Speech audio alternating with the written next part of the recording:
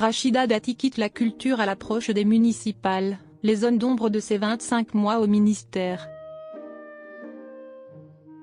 Rachida Dati quitte le ministère de la Culture après 25 mois. Ruralité, audiovisuel public, Louvre, un bilan marqué par annonces et échecs. Le rideau tombe rue de Valois. Le 25 février, Rachida Dati a annoncé qu'elle quittait le ministère de la Culture pour se consacrer pleinement à sa campagne pour les élections municipales des 15 et 22 mars à Paris. Nommée le 11 janvier 2024, reconduite sous 4 gouvernements successifs, elle aura passé 25 mois à la tête du ministère, un record de longévité sous la présidence d'Emmanuel Macron. Ce départ, intervenu à quelques semaines du scrutin parisien, relance immédiatement la question de son bilan. Durant ces 2 années, la ministre a multiplié les annonces et les déplacements, tout en laissant derrière elle plusieurs réformes inachevées. Entre volonté affichée de territorialisation culturelle et dossiers sensibles restés en suspens, son passage divise profondément les acteurs du secteur. Un plan culture et ruralité ambitieux mais discuté. Dès sa prise de fonction, Rachida Dati, qui a taclé Élise Lucet, promet de rendre la culture accessible à tous et dans tous les territoires. Cette orientation se concrétise par le plan culture et ruralité, dévoilé en juillet 2024, doté de 100 millions d'euros pour développer l'offre culturelle en milieu rural.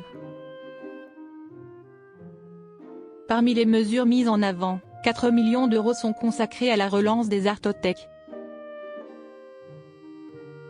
Toutefois, selon les informations rapportées par Le Monde et Parlons Politique, une partie significative de l'enveloppe repose sur des dispositifs déjà existants, comme les microfolies ou le plan fanfare lancé en 2021. En parallèle, les crédits consacrés aux monuments historiques ont chuté de 24% en 2 ans. Après le vol des joyaux de la couronne au Louvre, la ministre affirme que la sécurisation du patrimoine avait toujours été mise sous le tapis par ses prédécesseurs. Malgré ces déclarations, plusieurs observateurs dénoncent un décalage entre communication et moyens réellement engagés. Audiovisuel public, une réforme stoppée net.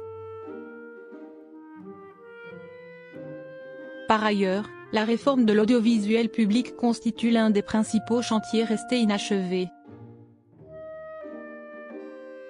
L'objectif était de rapprocher France Télévisions, Radio France et l'Institut national de l'audiovisuel au sein d'une holding. Engagée dès 2024, la réforme est interrompue une première fois par la dissolution de juillet, puis par la chute du gouvernement en décembre. Le 30 juin 2025, l'Assemblée nationale rejette le texte, qui ne sera jamais définitivement adopté.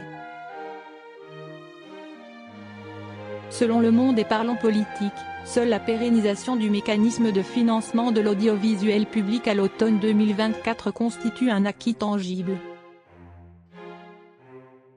En effet, lors d'une audition le 5 février, Rachida Dati sous tension reconnaît que l'audiovisuel public est au cœur de notre démocratie et appelle à le préserver. Le Louvre et le spectacle vivant, des tensions persistantes. Enfin, le dossier du Louvre illustre les difficultés rencontrées. Après un cambriolage, la ministre refuse d'abord la démission de la présidente du musée avant d'annoncer une refonte de la gouvernance, finalement abandonnée. Le départ forcé de la dirigeante intervient le 24 février. Dans le même temps, le spectacle vivant, fragilisé par la baisse des budgets des collectivités, reproche à la ministre son absence à des rendez-vous majeurs comme le Festival d'Avignon. Son départ, à la veille d'une bataille municipale décisive, referme un chapitre marqué par une forte visibilité politique et des chantiers encore ouverts.